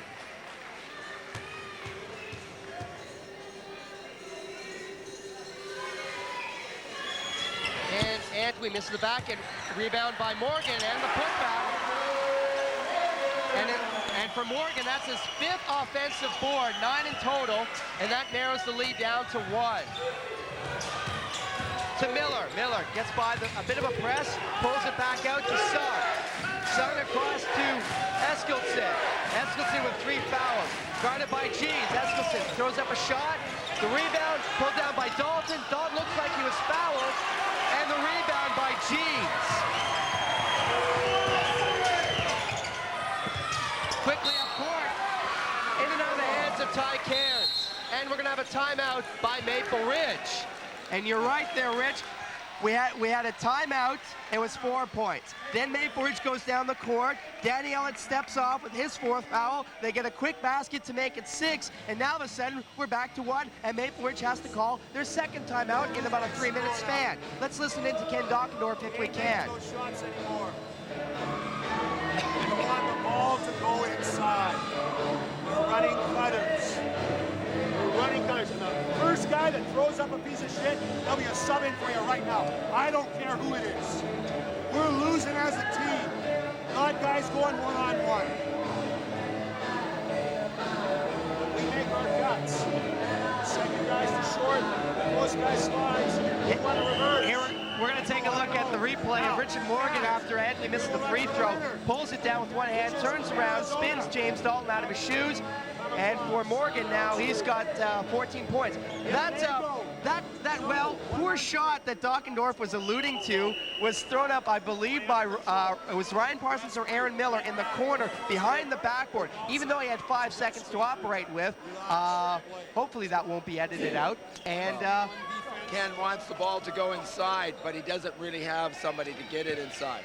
The Dalton-Morgan matchup is all Morgan. Morgan's going to have his way with the junior. Fox has a total senior lineup out there. Now and Maple Ridge has two juniors. the first turnover we've seen after full court press. Edwey to Ancora, doesn't fall. The putback by Edwey, and Terry Fox has taken the lead. And now we're seeing the full court press instituted en masse for the first time this game. It resulted in 1 steal, and Sung is fouled. Not a good foul, puts Maple Ridge in the bonus in the third quarter. So going to the line will be Sonny Sung. If we can, we'll try and pick up a replay of that bucket. And then we see the tail end after the steal registered by Ryan Jeans. Antwi to Ancora, off the glass, that doesn't fall. Watch the putback and a soft touch by Antwi with a little topspin, and good. That was an incredible play. So Sonny Sung with his first point as he connects on the front end of the bonus, ties it up at 45. Ty Cairns had the last foul, and Sung makes both ends and gives the Ramblers a lead back. But at one point, it was 16 in the middle of the second quarter. Now it is down to 1 after Terry Fox just had the lead. Under a minute to go in the third quarter. Encore releases and good. Give the assist to Ty Cairns, his 4th of the game. And Encore now with 8 points, and the Ravens back with the lead. Adams being pressured. This is a 2-1-2 full court. Sung quickly up court to James Dalton. Dalton double teamed in the corner. Here's a trap. Now sliding over is Ancora, up top to Eskildsen, releases, short, T. Fox ball. So the key to all of that results not only in a 2-1-2, but once the ball is into the offensive court, watch the guards have to slip back down. Normally the ball will be kicked into a corner, and that results in an opportunity for the half-court trap. And so it's not just what you do in the front court, but how you rotate to the ball in the back court. Exactly. Jeff Antwi with 20 seconds on the game clock. Now 13. Across to Cairns. 2-second difference between the game and the 30. Antwi facing a 2-3 zone. Antwi penetrates, player control, stepping in to draw the charge is Sonny Sung. And for Jeff Antwi, that is only a second foul. And Richard Morgan was just yelling for the ball. He was wide open in the corner. And he can hit those threes just as well as anyone else can. 5 seconds to go in the quarter. Now we see a full court press. Eskildsen with the ball to Sonny Sung. 3-2, he better release this. Morgan playing safety with the steal. And what was a 9-point deficit faced by the Ravens at halftime, they now have a 1-point lead going into the fourth quarter. But it's not over. Helverson's going to come back. The starters for Maple Ridge are going to come back. They're going to get a chance to see if they can play under the pressure of being in foul trouble and having to try and win the game. But I have to say, Terry Fox is feeling the confidence. You can just see it out here. Going back to halftime stats where Terry Fox was 8 of 24 from the floor. In that quarter, they were 8 of 12 from inside the arc. That's doubling your percentage. That's right. And as well from beyond the arc, Danny Elliott, 2 of 3. Let's take a look at how this all is put together. Both these two teams will move on to the provincials regardless. The other 3 teams out of the Fraser Valleys to move on, the Port Moody Blues, the Centennial Centaurs, and the MEI Eagles. We've seen the Eagles 4 times this year, and there's no surprise there. Port Moody Blues, we saw them last month against North Surrey. They lost by 25 in what was at the time 2 teams who had sub-500 records. However, the Moody Blues said, we're going to be there, we're going to run, we're going to work hard. They did in this Fraser tournament. Centennial we haven't seen this year, but those are the 5 teams moving on. As far as the lower mainlands go, 4 teams will move on, including last year's champion Kitsilano Blue Demons, Richmond, St. Thomas More, and Van College. And McNair seems to be in a little bit of trouble there. We'll find out after tonight whether they made it. After being highly rated all year, they ran into a St. Thomas More team that's been getting better and better. Starting the fourth quarter, Maple Ridge with the ball. Sung across to Eskildsen. Inside to Dalton. Dalton backs up, he travels. Good call. Short and screen. Double low. Short and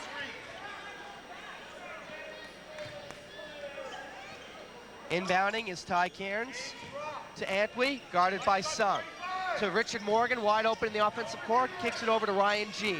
Jeans back to Antwi behind the arc, guarded by Sung. Lots of time on the clock.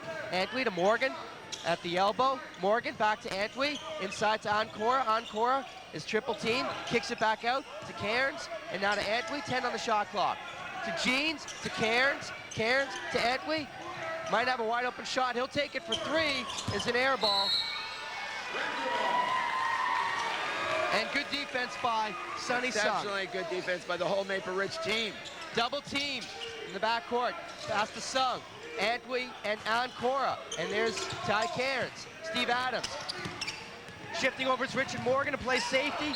And are we gonna see a charge? No, block. But excellent rotation. We see Antwi and Ancora chasing the ball. Following the ball is Ty Cairns. Long outlet pass. Richard Morgan steps up to deny the pass receiver an opportunity to go to the hoop. And then we see Ancora from the front court race all the way back and almost draw a charge. Good rotation defense. You can't press at this time of the year unless you have good rotation. A lot of teams press early and get success because of the mistakes of the offense. At this time of the year, the offense doesn't make mistakes. You have to create them for them. And making the first shot is Aaron Miller. Miller now with 14. And now 15.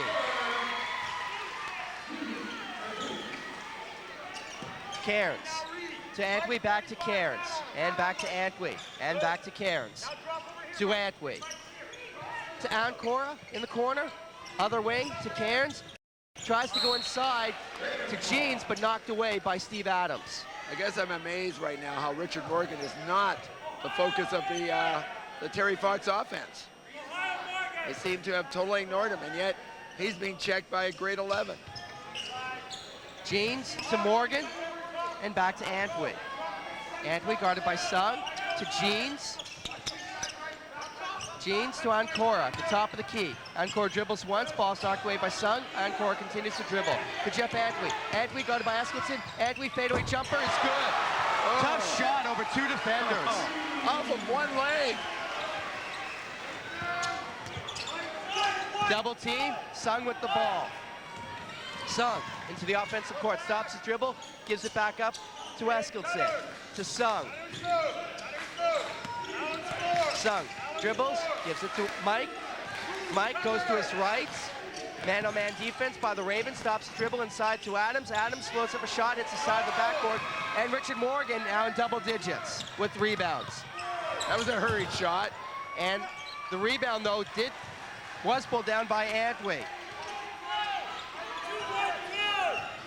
Antwi, guarded by Sung, to Morgan. To Cairns. Back to Antwi. This is two. Does not fall. And on the follow-up, Morgan is fouled.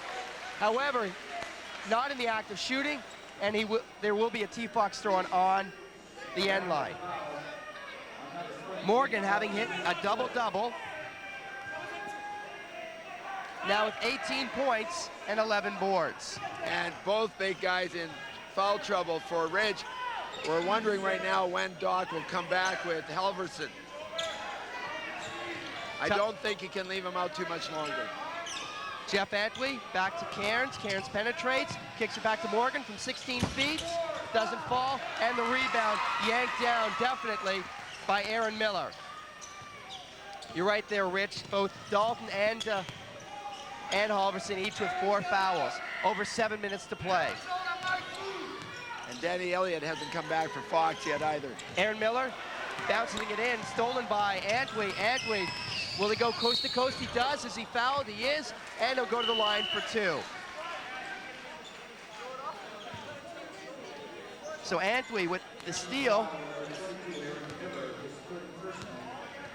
And with the foul is Aaron Miller, his 3rd. And there we see on the replay, Miller stepping in and committing the foul. And as discussed, Sean Halverson now seeing the floor. He's going to replace Dalton, both of those players with the 4 fouls. The key for Maple Ridge is to go through the next 3 minutes without Halverson having a foul and then come back with the 2 big guys. And there you can hear Don Van Oss I think that's a play to go to Morgan against Alverson. Who's going to secure this rebound? And it will be T-Fog's ball. Steve Adams tried to knock it off Ancora. It looked like he did. But however, the ball was still in the air, went out of bounds, and Adams actually touched the ball as he was out of bounds, and there it hits the right foot. Good call by the official. Securing the loose balls, Ricky Sung, long outlet pass to Steve Adams, and Adams travels. Great defense by Fox to get back. 7 minutes to go in the fourth quarter. Terry Fox leading 50-48. This is the Fraser Valley Championships at the gymnasium of Thomas Haney. I'm Matt Ross with tonight's play-by-play. Joining me, coach of Pitt Meadows, Rich Goulet. It's been a great 5 or 6 years here at Thomas Haney. Great crowds every year. This is the best year for fans at the tournament. Of course, last year was being held, I believe, at Trinity Western.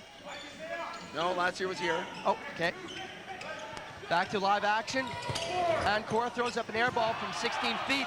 Rebound, though, pulled down by Ryan Jean. Down to the hands of Morgan, who kicks it back out to Antwi. To Jeans, back to Antwi. Antwi inside to Morgan. Morgan, no charge, and off the glass. Dockendorf is livid. If you can only hear him right now, he's changing shades of red by the second. And he's giving an earful.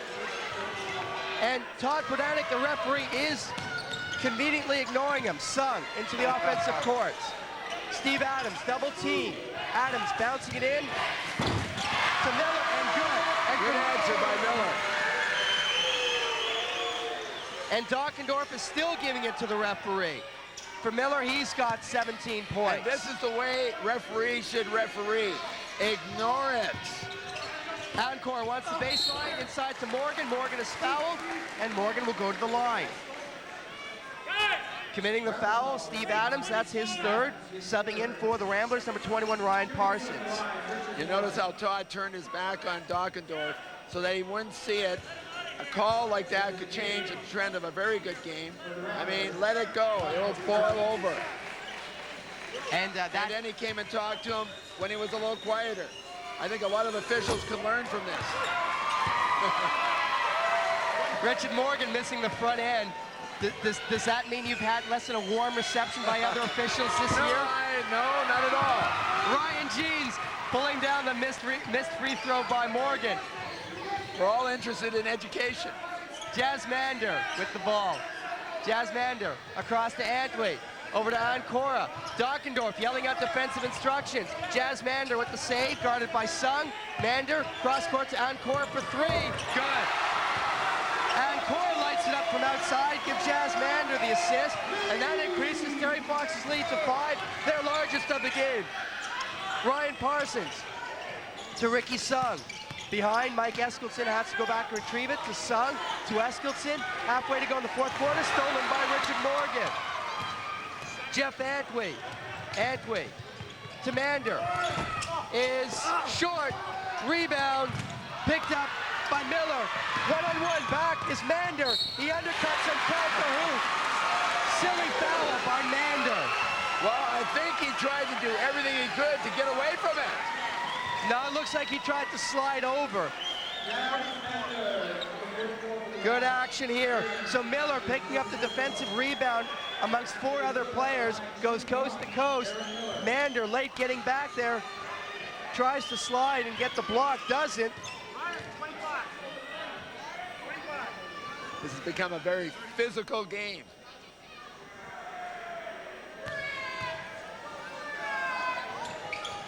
And Miller misses the back end. And working hard for the rebound is Ryan Parsons into Halverson. Again, Dockendorf wants a foul on Richard Morgan, doesn't get it for 3. Eskildson is short. Rebound, Halverson turnaround jumper, that doesn't fall. Loose ball, we're gonna have a jump ball. Actually, no, Morgan was out of bounds. He had possession, stepped out of bounds. Well, the fact that Richard Morgan has got away with 2, what looks like pretty clear fouls, just adds to the fuel to coaches who think that certain players get treated differently by referees. Richard Morgan with only 2 fouls in the game, so he can certainly continue to play an aggressive style. All sorts of action. 4:40 to go in the fourth quarter, 55-52 in favor of T-Fox.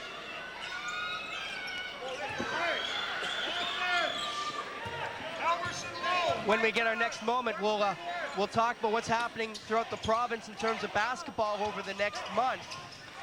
That'll come on our next timeout. Sonny Sung across to Ryan Parsons. Parsons bothered by Elliott.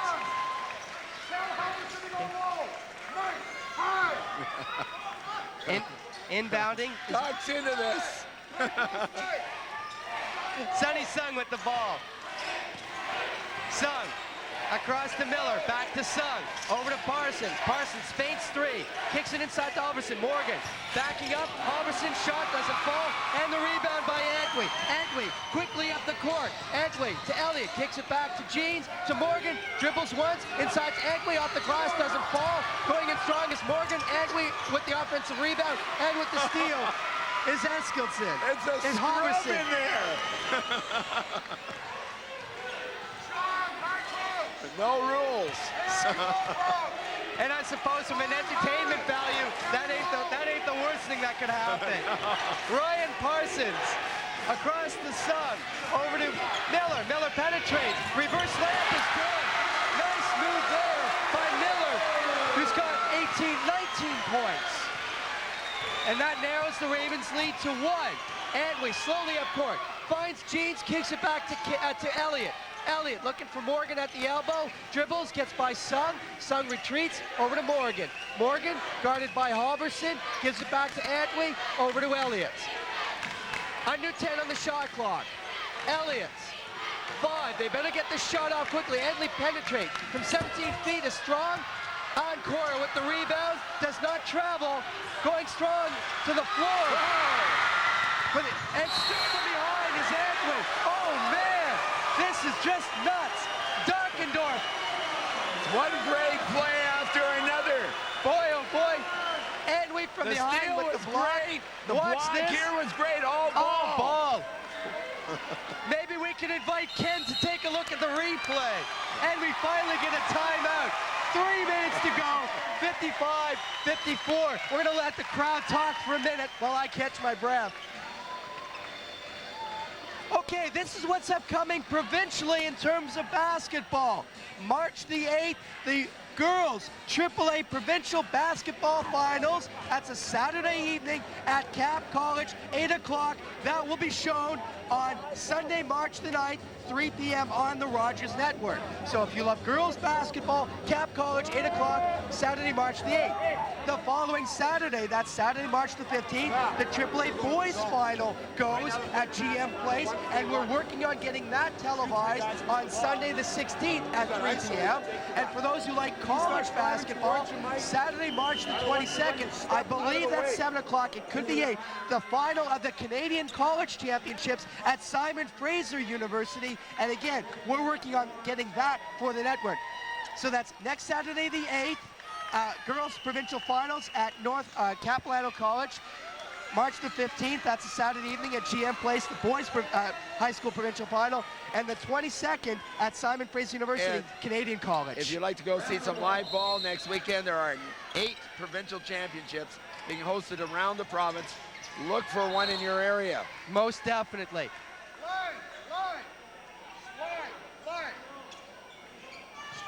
Included in that is a grade 9 provincial championships.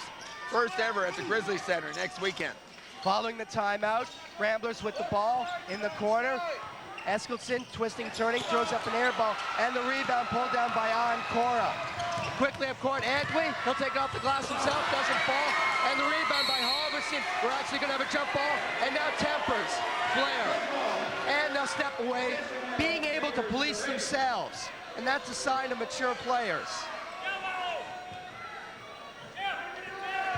The arrow is in favor of the Ravens, so throwing it in on the end line is Danny Elliott. And Elliott guarded by Sung. Richard Morgan can't get free. Good defensive presence by Halverson. Inbounds goes to Jeans. Back out to Antwi to Jeans. Antwi rotates, goes into the low post. Over to Elliott. Elliott guarded by Sung. Inside to Morgan. Stepping up is Eskildsen with the steal. Sung slows it down.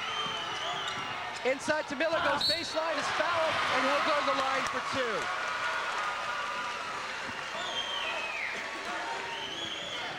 There's no doubt Maple Ridge has responded here in the last 4 minutes. Danny Elliott now has committed his 5th foul. He's going to leave the floor with 9 points, and that takes away an outside threat for the Ravens. So while we're going to have a timeout, let's start thanking the crew here at the Surrey Rogers Network. The graphics operator tonight, Steve Gibbison, and on VTR and the slow-mo operator, Clay McLean. On the camera, the wide follow, Marcel Gillett. The tight follow, Skylar Vine. We have 3 handheld cameras tonight providing great coverage inside the gymnasium. Mike Atwater, Kevin McDonald, and Ron Polton. 1-3-1, get his check now. Our audio assistant, George Lamarcand, and our production assistant, Cam Manick. And as always, our producer, Jim Reese. All doing a great job. And also, without forgetting on audio, is Dave Dick. So thanks to the entire crew, not only for tonight, but as well throughout the entire season when Surrey has had their production. And we'd also like to thank the Abbotsford crew for stepping in as well. Making both ends is Aaron Miller, and that gives the Ramblers a 1-point lead with just over 2 minutes to go. How things swing. Jeff Antwi across to Schultz, guarded by Adams. Inside to Ancora. Ancora retrieves the loose ball to Antwi. Backdoor, stepping up with the steal is Halverson. Halverson pulls it back, gives it to Sugg, and certainly the Ramblers would like to score here to increase their lead. Adams inside to Eskilsson is good. Eskilsson with his first bucket of the second half, 9 points on the game. Ramblers up by 3, 1:45. Antwi, guarded by Eskilsson, across to Ancora. I don't know who's working harder, the Ramblers defenders or Ken Dockendorf. Richard Morgan, over to Schultz, inside to Morgan. Morgan is stripped of the ball, and now a travel call. That's what happens when you're able to force a big man to dribble. One of the guards can go low to the ground and pick up the ball. They know that they have to go to Richard Morgan, and they've got 3 guys ready to pounce on him. There's no room for Richard here tonight.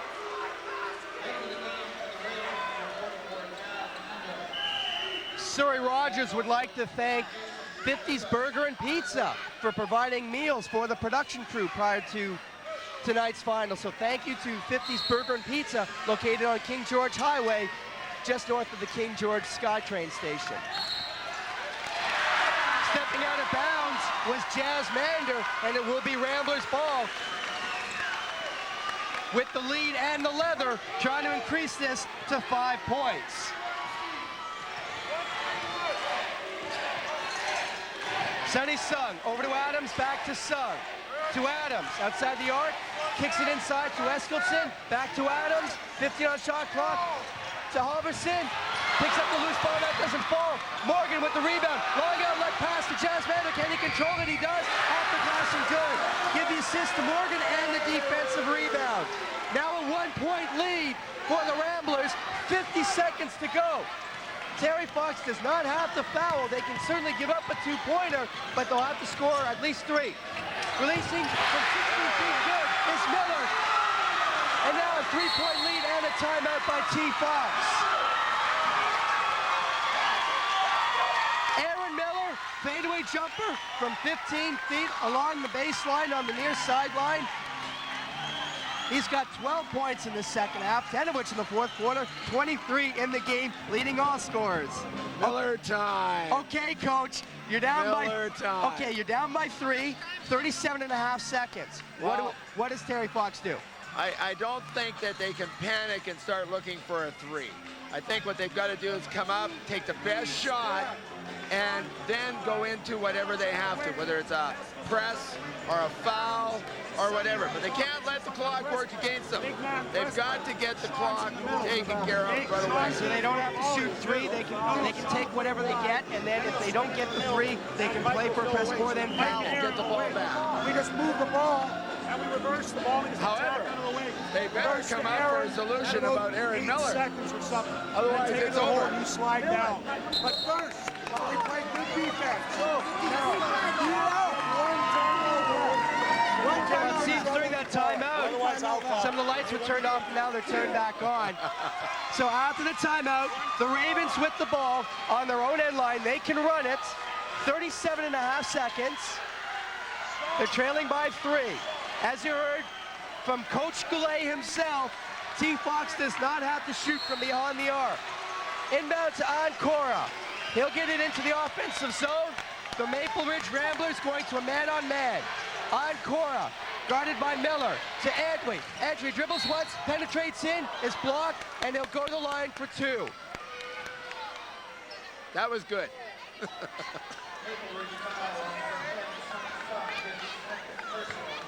Committing the foul, Sonny Sung, only a second.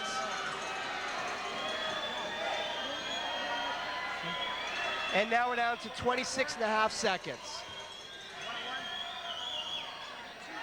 Referee Todd Pradatic now calling both coaches together. I don't know what the problem is. Maybe it has something to do with the clock or the horn. And there you see a good tight shot of Todd Pradatic, the referee, Don Van Alst on your left, Ken Dockendorf on your right. Why not 26? I'm asking the hold it for 4 seconds. It's 27 when the foul occurs. Not sure what this is about. No, You don't want this to last too long. Yeah, they're looking like they're going to add 0.4 of a second, which I can't understand why that should be a difference here with 27 seconds. I can understand if it had under 5 seconds to go, where every tenth means something, but at 26.6 or 27, it really shouldn't matter. And you're right, Rich. Now the kids, the crowd, just begin to get antsy, and you start to have the flow being taken away. We are going to put the last 27 seconds on the shot clock, so we will have a horn at the end of the game. Oh, there you hear it. Okay. As long as he starts that thing real quick. So, does this mean that the horn is... This is a problem. He's got to start it quick, though, because right now it's at 27. He's got to start it when your hand comes down. That's when he's got to start it. Well, you got to put it down quick. Otherwise, we're going to be jipped up. This is about a problem we've had here this week in Thomas. We need it, though. I know. The horns do not work properly and are not loud enough. So they want to use a 30-second clock to count down the end of the game because the horn on the 30-second clock is louder than the horn on the scorecard. But there is a problem. The score clock keeps tenths of a second. The horn does not. The 30-second clock does not. Should only mean something with under 5 seconds. Other than that, not a big deal. Jeff Antwi makes the first of 2. And that's my personal opinion, but you're not entitled to share that. 0.9 seconds of a game this year, we had a shot. And that's what it takes. If it gets in your hand, it's released. But that's fine. No. You will be able to see and hear that based on the horn anyway. But you don't see it when it's on the 30-second clock.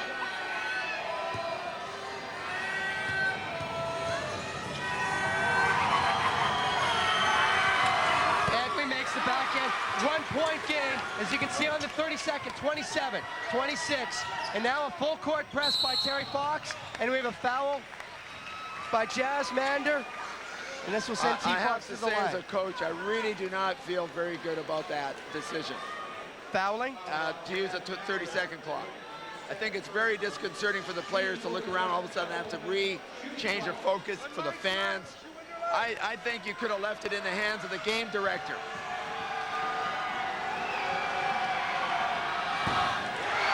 Missing on the front end of 1-and-1 is Mike Eskildson, and that's a crucial miss because even if he makes the second in, now T. Fox only has to score 2. He makes the back end and inbound to Antwi. Now Antwi can penetrate and play for just one shot. And T. Fox just might do that right here. Jeff Antwi stepping up as Eskildson. Antwi penetrating. Doesn't give him the baseline. Rebound by Eskildson and the foul. Actually, the rebound by Halverson. And if they make both ends, that could be all. 7 seconds to go in the game. Good defense by Mike Eskildson, denying Jeff Antwi the end line. That was a great play by Antwi. He was short on the shot. I've seen that earlier tonight, same play. He was short there too. Just that night, maybe the next night he makes those 2 shots. So Halverson makes the front end. Now he's looking to make the back end, and that would just about do it for Terry Fox. He gets it, and that will do it. And with 6-5, Doc North saying no foul. Taking 3 is going to be Mander. It's good, but that's the game. Maple Ridge defeats Terry Fox 63-62. And of course, in high school basketball, the clock does not stop on a made field goal. Terry Fox looks a little bewildered, but there's no doubt about this, 63-62 Maple Ridge. That's right. So out of 6 tries this year, the Ramblers defeat the Ravens 2 times, and that is only the 4th loss this year, 2 to the Ramblers, 1 to an American competition. The good thing for basketball in the Fraser Valley is this, that with a Ridge win and Fox having to go up against the next best team in the tournament, we could easily see this game at the provincial championship in 2 weeks. This could be the provincial final 2 weeks from now. And where you mentioned that they've seen each other 6 times, potentially a provincial matchup. They were also coming out of the same division in the Fraser Valley, that being the North, and as well Port Moody and Centennial. So out of 5 teams in the North Division of the Fraser Valley, 4 of them go on to the provincials. Next year, Pitt Meadows is joining the North Division. Well, we'll be back. We took a year off, went AA. We'll be back. There's no doubt it's the toughest league in the province and has been for the last 10 years. Let's listen in and let's see some of the ceremonies going on. We'll get you the final stats in a couple of minutes. Presenting of awards for the tournament. Would people please stay off the floor? Actually, before we go to the medal ceremonies, we're going to take a break. Our final here, 63-62, Maple Ridge over Terry Fox. The Ramblers defeating the Ravens and ending their 3-year dynasty at the Frasers. Stay tuned for more post-game action here on the Rogers Community Network.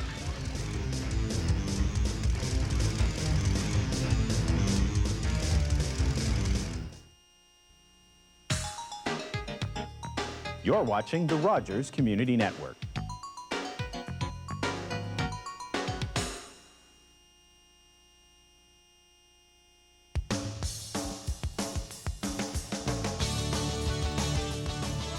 The gymnasium here at Thomas Haney Secondary School in Maple Ridge, where you've just seen the Maple Ridge Ramblers win their first, or win the Fraser Valley 1997 boys AAA basketball by a score of 63-62 over the Terry Fox Ravens, ending Terry Fox's 3-year run of Fraser Valley titles. I'm Matt Ross.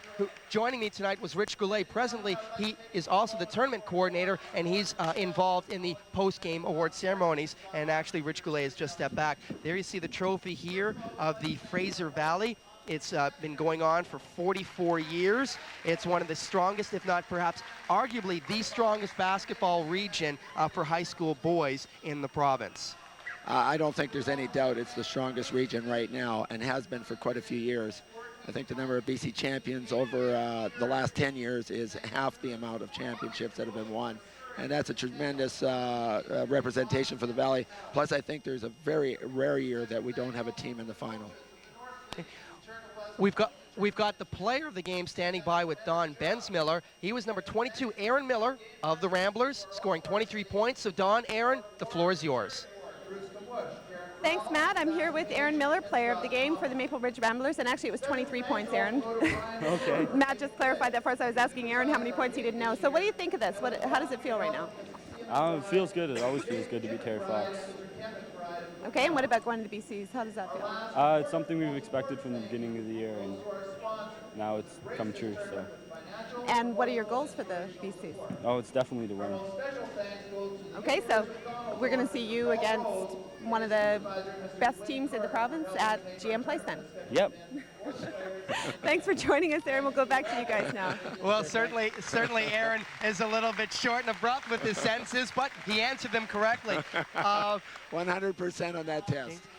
So again, a very exciting game, and again, as you said, Rich, and as perhaps all those involved with Fraser Valley basketball, and what was definitely proven on Rogers Community Network this season in the games that took place in Surrey and Abbotsford, the competitiveness the atmosphere, the fan support, the coaching, the officiating, all very strong. And there's no reason to believe that that tradition can't continue, especially in light of perhaps the exposure that high school basketball has received on television for the first time, I believe, on a continual basis in about 15 years. Well, that's good, and it's good to hear that there are more plans in the future to get the product out to the public. Fraser Valley is unique in that it has a remarkable playoff system to get to this point, where the teams really go through a tough league schedule, then go through a regional, which no other zone has, and then has to come back and play some of those teams again the next week to prove it a second time to get to the BCs.